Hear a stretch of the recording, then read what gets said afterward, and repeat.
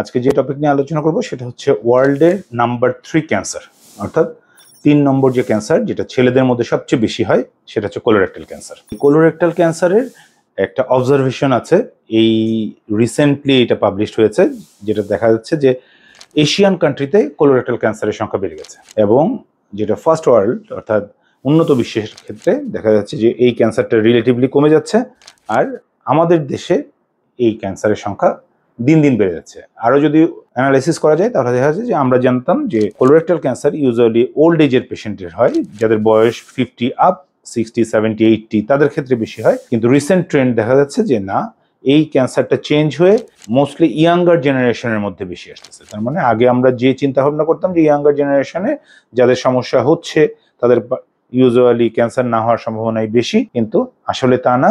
Recent study বলে যে younger generation involve হচ্ছে বেশি, এবং এটা ওরা বলতেছে এশিয়াতে 90% প্রিফারেন্স। সুতরাং সব এইজই আসলে ক্যান্সারের জন্য সাসেপ্টেবল এবং সব এইজকেই গুরুত্ব দিতে হবে।